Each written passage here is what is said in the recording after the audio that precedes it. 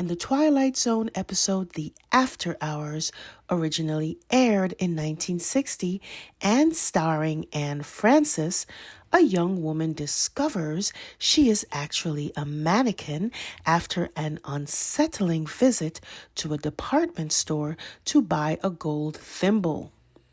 After being led to a deserted floor filled with mannequins, she is locked in and begins to sense something is terribly wrong. Upon the shocking discovery that she is not human, but merely an object on display, she is at first defiant, refusing to accept her true nature. However, she soon learns that each mannequin is granted 1 month to live among humans before they must return to their static existence, relinquishing their temporary freedom for a life of immobility. The story reflects on the futility of pursuing social status at the expense of personal freedom. In chasing after the trappings of high society, wealth, luxury, or the perception of elevated class, people can sell their souls to maintain a facade of security. They become trapped in the roles society assigns them. Much like Marcia the mannequin, who, despite tasting life as a human, is forced to return to her lifeless form. The pursuit of status can turn a person into something less than human, an object of society's design, exchanging true happiness for the illusion of comfort and stability. The haunting message is clear. You become what you choose to sacrifice for.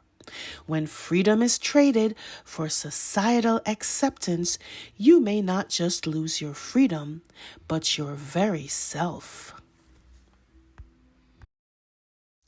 Now, I know some people want to talk about the Diddy situation because it's salacious.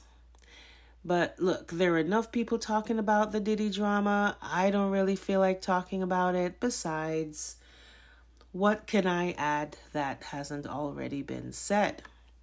And look, folks, I'm also kind of over the Kate drama now. She's been found and she appears to be alive and well. She just doesn't want to work. And here's the thing. Maybe there's a legitimate reason why she doesn't want to work. Kate doesn't like to share her life with people. She's not exactly an open book. Everything we see about her life is edited and filtered and neatly packaged. Under no circumstances can it be revealed that she's actually a normal person with problems and flaws like any other person. No, Kate must be perfect. Kate must always try her best to convince the public that everything is fine and that she is absolutely perfect. She learned not to be like Diana, laying bare her vulnerabilities for all the world to peruse and to scrutinize. She learned that it's best to keep her mouth shut and be the ever-adoring daughter-in-law that the king and queen can be so proud of. Not like those black sheep that got away and had the nerve to speak their own mind. That would be treasonous. They must constantly be upheld as a family to look up to aspire to be revered and adored. Why? Because we say so. We're the monarchy and we control everyone. If we can't get everyone, we can get the press. And that would lead to everyone. Folks, you know how I know Kate is playing along with them in this game? She gives them everything they ask for, and in exchange, she gets what she wants. What does she want? Positive press. Take a look at this article by Marca. The lovely Princess of Wales, Kate Middleton, is truly an inspiration when it comes to keeping promises, even the tough ones. Recently, she shared a heartwarming video of her family enjoying some quality time together. The video showed them taking leisurely strolls in the summer and making beautiful memories on the beach and in a forest. In some uplifting news, the Princess of Wales revealed that she had completed her chemotherapy. Although she's not yet cancer-free, she's determined to stay healthy and cherish every moment of her life. Looking ahead, Kate Middleton has already planned out her schedule. She intends on making 2 appearances this year and then step back from public life. And it's just ridiculous. It goes on to say, "It's truly admirable how Kate Middleton is prioritizing her well-being and her family. Even though she's stepping back from public engagements, it's evident that she's approaching it with thoughtfulness and consideration. Kate Middleton's commitment to her promises, her family, and her well-being is truly inspiring. As she takes a step back from public life for the next decade, we can only admire her strength and determination." Okay, I can't do it anymore. That is just ridiculous, folks. Did you ever see anything so fawning and so obsequious? It sounds so ridiculous. Now, something happened back in December last year, and Kate hasn't been the same since. Can we all agree on that? I mean, she certainly does look different. Now, look, there are some outlandish theories out there, some of which claim that the person we are seeing is not the real Kate, and that we are looking at some sort of clone or AI image. And here's the thing, it's partially true. Every image of Kate since she's reemerged this year has been questionable. It's either been allegations of AI, credible allegations I might add, or allegations of the use of a body double to play the role of Kate. And that's not outlandish either, because we actually saw them do that. And even now, they keep throwing out inconsistent stories, some suggesting she won't be seen for 12 years in order to focus on her never-ending recovery. I mean, one day she's cancer-free, and the next she's on thin ice, and she could go at any minute. And you know they're paying attention to what's being said the day after putting out this report that Kate may be gone for well over a decade. Well, what do you know? This story sprang up the next day about how she's back at work. She's back at work, everybody. Well, back at work doing what? Well, according to this, she had a meeting at Windsor Castle about her early years project. Okay, but I thought she was already doing stuff like that. Didn't they say she was working from home? And they wonder why they're having a PR problem. I just feel like she's playing a game here because she has decided that she doesn't want to work for her husband's family anymore. They love to talk about how much the Duchy of Cornwall made, but that doesn't mean she's getting any of it. For all we know, William could very well be using the carrot and stick approach to control her. She may not be getting anything at all. We know this is a family whose heirs inherit all the money for tax purposes, and they love using that money to control other members of the family. And maybe it's as simple as she wasn't getting paid enough. She wasn't getting paid enough to be put through constant humiliation from her husband and his family. It also didn't help that Harry went and got with Meghan because now the press baited her into feeling like she had to compete when she really didn't have to. And maybe she realized that too late, and she had a catastrophic health event resulting from chronic bulimia.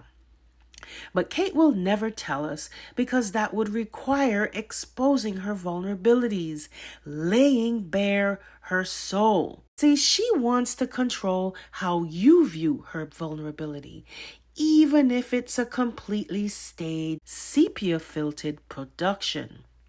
Being vulnerable would require Kate to admit to herself and ultimately to the world that she is not perfect.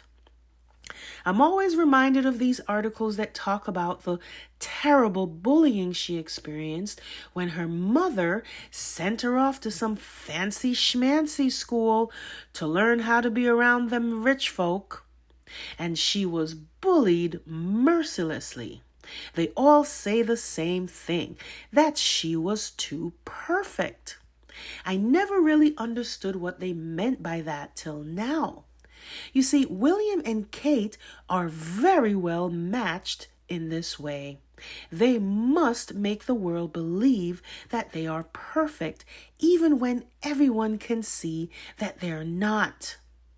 Back in 1992, when the palace announced that Charles and Diana were separating, it didn't really come as a shock because Diana laid bare her soul to the world.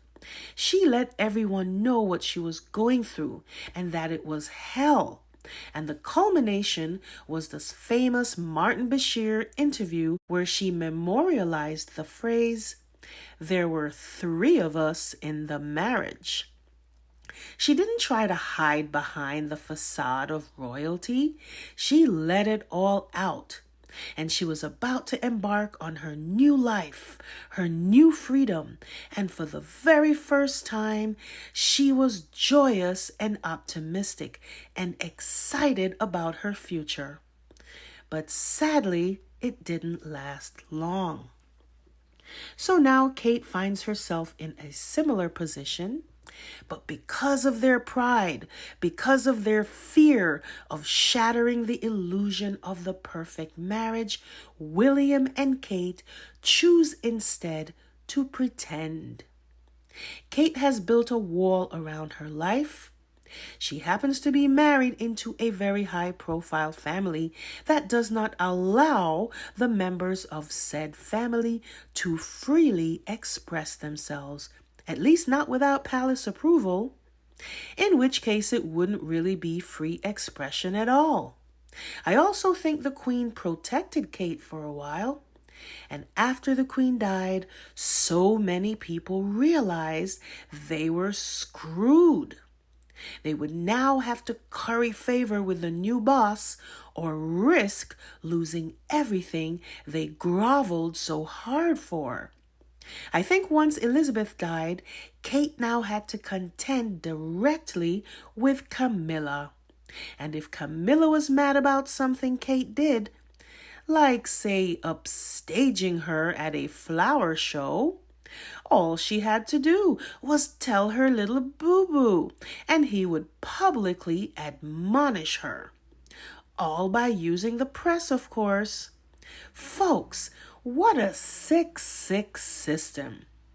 Harry and Meghan were lucky to get out when they did.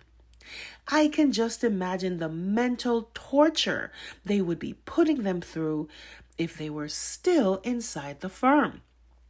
Just look at how the press treats them now. Every story attempts to portray them as either villains or they're about to break up, when it's kind of obvious who actually broke up, and are probably still broken up, by the way. But somebody's got to support the family. Somebody has to work.